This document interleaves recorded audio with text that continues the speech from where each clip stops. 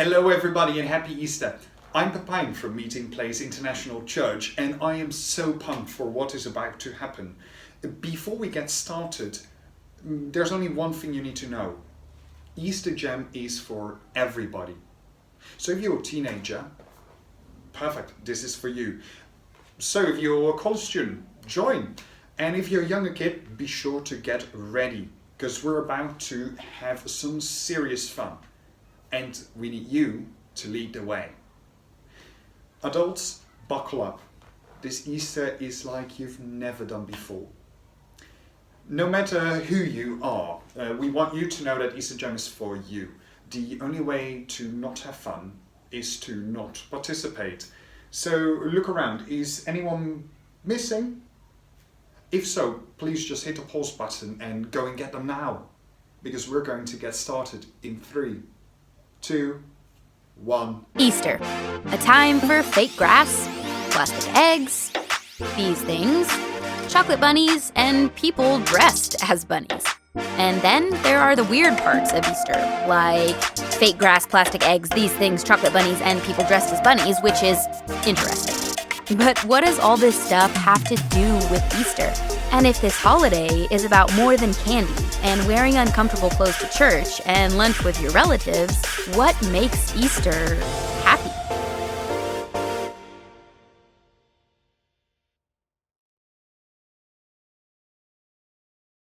Okay, hear me out. There are only 2 kinds of people in the world. The ones that have never gone camping and don't like campfires. Or people like me who really do love to sit at a campfire and eat one of these marshmallows. Oh, they are tasty. Now, let's just quickly see how your family feels about it. Give me a thumbs up if you love to eat marshmallows. Or give me a thumbs down if you don't. Okay, I can see that there are loads of different opinions out there. And no matter how you feel about eating these marshmallows, or peeps if you've got them, you're going to love this game because what we are about to do is the biggest marshmallow jousting competition of all time. And I'm going to explain to you how it works and then I will tell you when to get started. Okay, first you will need to divide the room into 2 teams, Team A and Team B. Next up you're going to make sure you get a big marshmallow, the bigger the better. Both teams need one, so you have Marshmallow A and Marshmallow B. If you can come up with cooler names for your marshmallows, please do. Maybe something along the lines Sugarcoat or Lord Sprinkles. Pretty cool names, right? Then what you will need is, for instance, a Sharpie to decorate your marshmallow. You can give it a cool outfit, maybe a smiley face or a cool moustache. That would work. So make sure you get creative. Okay, next you will need to prepare your marshmallow for battle. Similar to what I've done with mine, you're going to get a toothpick and stick it in your marshmallow. Think of the toothpick like as a joust or maybe a lightsaber or a really cool sword, depending on how serious you are about this competition.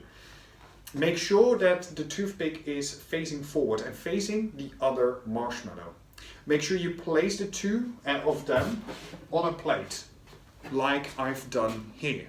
They're facing each other, they're close. There's no social distancing needed for this one, because we want them to be close, because then the toothpick can drop and hit the other marshmallow. Because what we are going to do right now is the big event. Make sure you've got your 2 marshmallows placed, Team A and Team B, with their toothpicks. Make sure they're close because while the microwave is running, the marshmallows are going to melt and their toothpicks are going to fall. Now what you're going to do is you're going to set your microwave at 45 degrees. You won't let it run that long. In fact, well, maybe just really don't let it run that long. All you're going to do is set it and press start. While the plate is spinning, you get to watch at a safe distance until one of them drops the toothpick, or the saber if you want to call it that, and touches the other. The toothpick that touches the other marshmallow first wins. As soon as this happens, you're going to want to stop the microwave. Trust me on this one, families. Okay, are you ready? It's time to settle this thing. Don't forget to snap a pic of the photo finish. Photo finish. And it's go time. Pause the video and I'll wait here.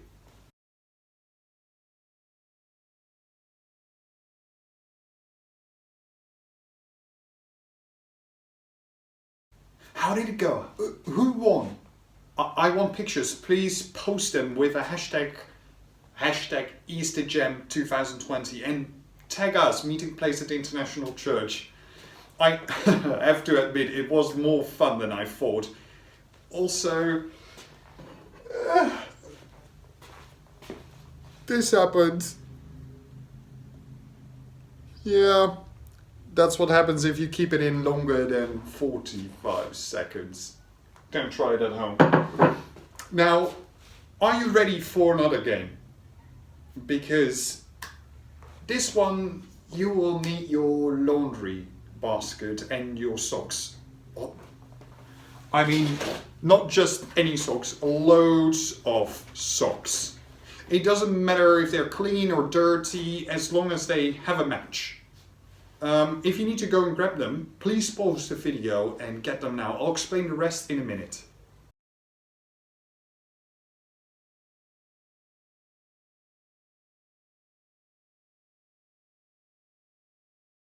Got your basket? Got your socks? Great. Now choose 2 people to play, and you will need 2 people to keep the score as well.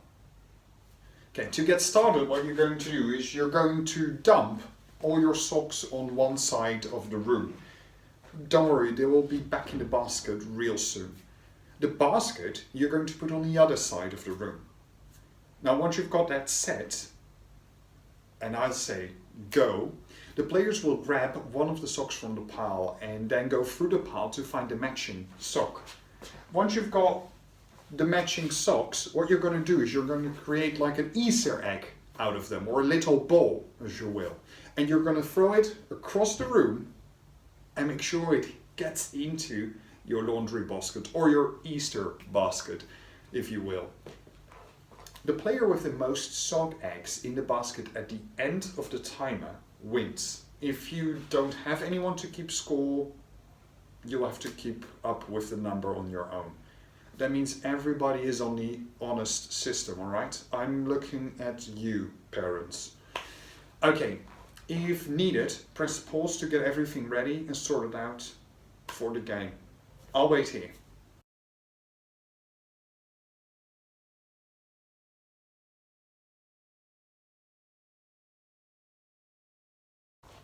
Okay, everyone ready? Great. We're putting a 1-minute timer on the clock. This Easter egg throwdown is happening in 3, 2, 1, go!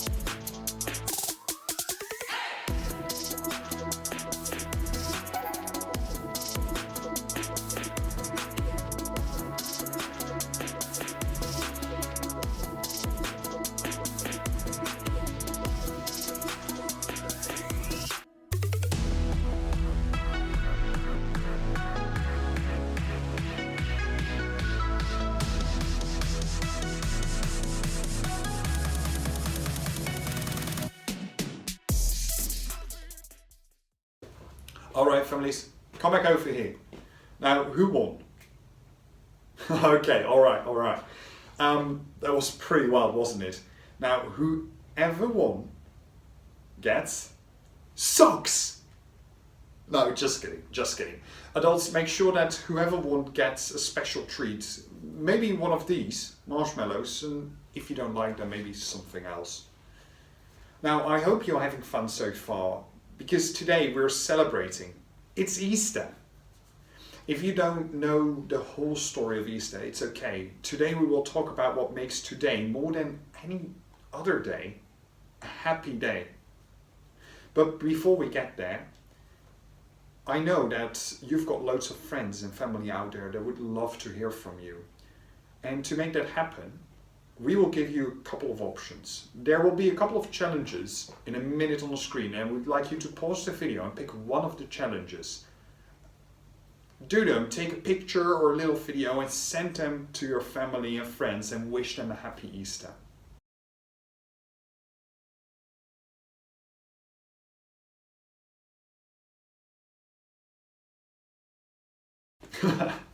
Okay, so I got like 9 messages from our community wishing me a happy Easter.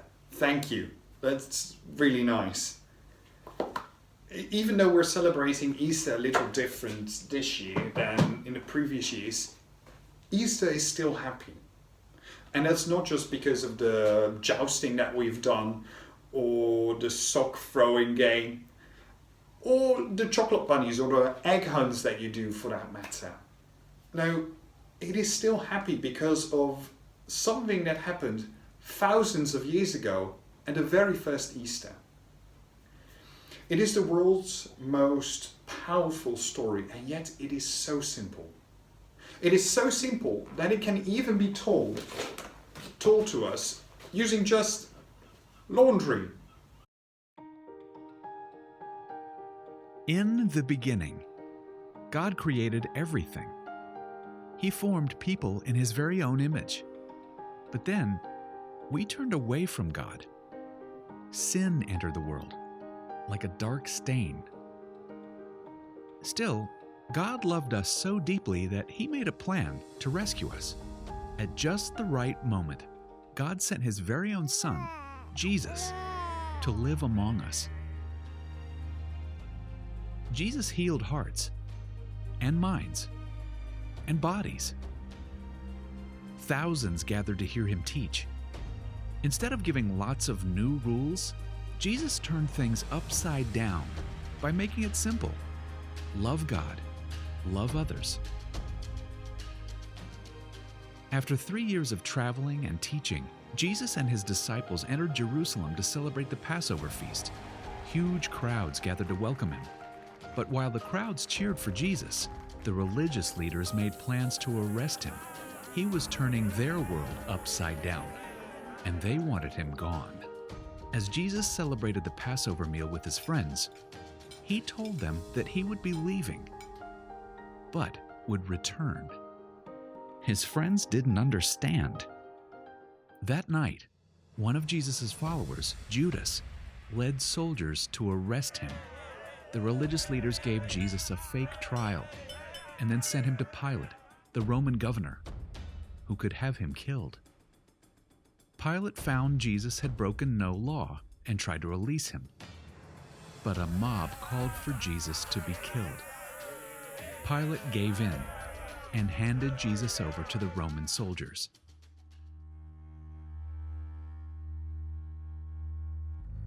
Jesus was forced to carry the heavy beams of His own wooden cross.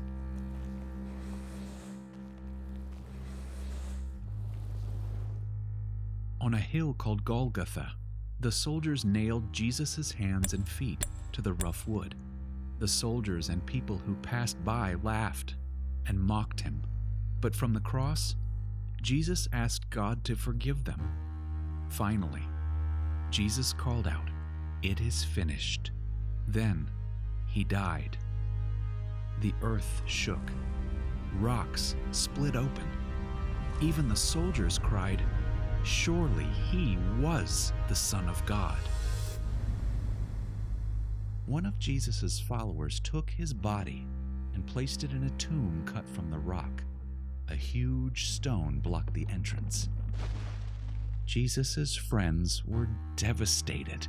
They had believed that Jesus was the one God promised, the one who would rescue them, but now He was gone. Their whole world had turned upside down. Jesus' friends stayed hidden in fear for 3 days. But early Sunday morning, Mary Magdalene, a close friend of Jesus, hurried to the tomb. She planned to anoint Jesus' body with special spices. As Mary neared the tomb, she saw the stone had been rolled away. The tomb was empty. Mary turned to see a man standing near. She didn't recognize him until he said, "Mary." It was Jesus, alive. Jesus told her, "Do not hold on to me. I have not yet ascended to the Father. Instead, go to those who believe in me." Jesus, God's Son, became like us to lay down his life. Through God's power, he defeated death for all of us, and sin was washed away. One day, he's promised to return, so we can live with him forever.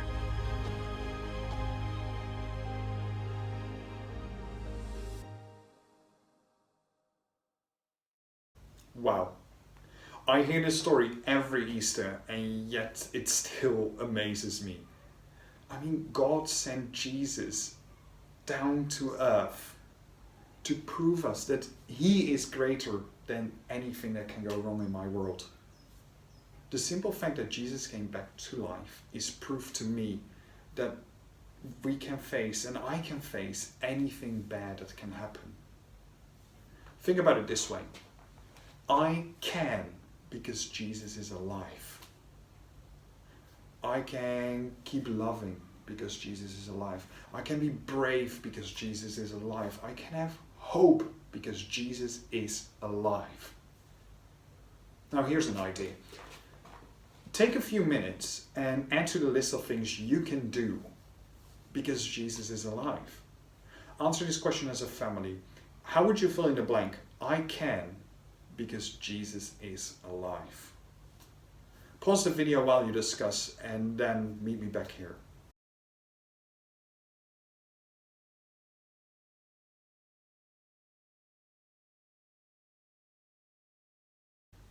Awesome. I love conversations like these because remembering what God has done for us in the past helps me trust him with what is going on nowadays. And I hope you feel the same way. And I really hope that you're going to spend the rest of today making happy memories with your family and your friends. But before you go, there's one last challenge for you. First of all, you need to figure out who is the tech genius in your family. It might be a stepfather or an aunt, maybe it's one of the 8th graders. Just make sure you decide who that person is right now. Got it? Okay. So, as soon as this video is over, you're going to go outside and I want you to take a family Easter photo. Now, this can be you dressed up in PJs and or holding baskets of eggs. It could be maybe with one of those filters that makes you look like a bunny. Or you can just have a really nice photo dressed up with your smile. Whatever you do, make it an awesome family photo. And once you've got the photo ready, I would like you to share it on social media with the hashtag EasterJam2020. And make sure you add or you tag Meeting Place International Church. I would really like to see your Easter style family photos. Right, maybe now, more than ever, it is important to celebrate and to remember God's faithfulness and the hope he gives us in Jesus. After all, that is what makes Easter happy.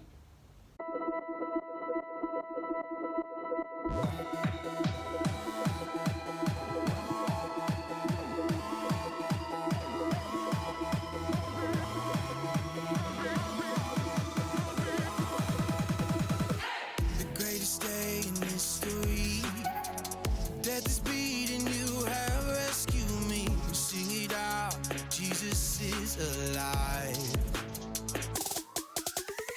The empty cross, the empty grave, life eternal, you have won the day. Shout it out, Jesus is alive. He's alive.